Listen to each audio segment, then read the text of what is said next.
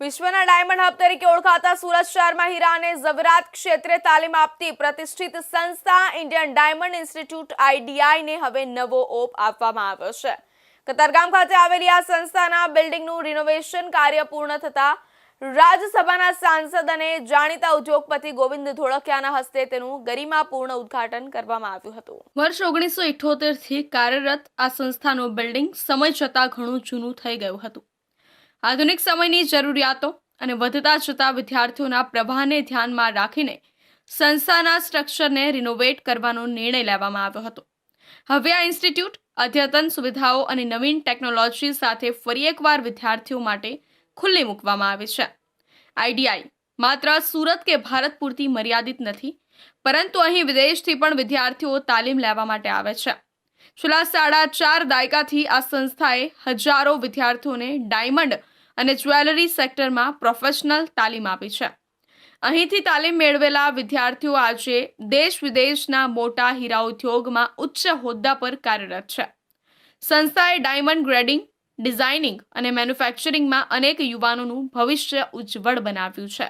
Indian diamond institute એટલે કે IDI નું રીઓપનિંગનું કામ આપણે આજે પ્રોગ્રામ રાખ્યો છે। આ ઇન્ડિયન ડાયમંડ ઇન્સ્ટિટ્યૂટ 47 વર્ષ પહેલા 1978માં પાયો નખાયો। એમાં સેન્ટ્રલ ગવર્મેન્ટ અને ગુજરાત ગવર્મેન્ટ પણ સાથે છે અને આ 47 વર્ષમાં હજારો સ્ટુડન્ટ અહીંથી ડાયમંડ, જ્વેલરી અને એ બધી ટ્રેનિંગ લઈ વિવિધ જાતની અને દેશ વિદેશમાં પોતાનું ભાવિ બનાવી રહ્યા છે અને બન્યું છે। એ સમયે આ ઐતિહાસિક સંસ્થા ઇન્ડિયન ડાયમંડ ઇન્સ્ટિટ્યૂટમાં અત્યારે દિનેશભાઈ નાવડિયા જે ચેરમેન તરીકે નવનિયુક્ત થયા અને એણે બહુ મહેનત કરી બધા જૂના ડાયમંડ વાળાને યાદ કરાવ્યું, ડોનેશન લઈ અને આખું ફરીથી આનું રિનોવેશન કરાવ્યું। આજે અમે આ બધું જોઈને ખૂબ પ્રભાવિત થયા, આનંદિત થયા। ઉદ્ઘાટન પ્રસંગે ગોવિંદભાઈ ધોળકિયાએ સંસ્થાની કામગીરીને બિરદાવતા જણાવ્યું હતું કે આજે ઇન્ડિયન ડાયમંડ ઇન્સ્ટિટ્યૂટ એટલે કે IDI નું રીઓપનિંગ કરવામાં આવ્યું છે। આ ઇન્ડિયન ડાયમંડ ઇન્સ્ટિટ્યૂટ 47 વર્ષ પહેલા 1978માં પાયો નખાયો।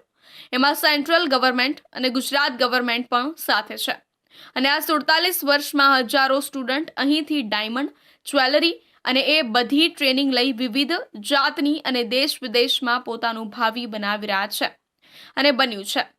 એ સમયે આ ઐતિહાસિક સંસ્થા ઇન્ડિયન ડાયમંડ ઇન્સ્ટિટ્યૂટમાં અત્યારે દિનેશભાઈ નાવડિયા જે ચેરમેન તરીકે નવનિયુક્ત થયા અને એણે બહુ મહેનત કરી, બધા જૂના ડાયમંડ વાળાને યાદ કરાવ્યું, ડોનેશન લઈ અને આખું ફરીથી આનું રિનોવેશન કરાવ્યું। આજે અમે આ બધું જોઈને ખૂબ જ પ્રભાવિત થયા, આનંદિત થયા અને હવે આ જ્યારે રિનોવેશન થયું છે અને નવી દુનિયા આજની સાથે ટ્રેનિંગ સેન્ટર ચાલુ થયું છે, તો હવે દેશભરમાંથી ને વિદેશથી પણ અહીંયા સ્ટુડન્ટ આવે છે અને એનું ભાવિ બનાવશે અને બની રહ્યું છે।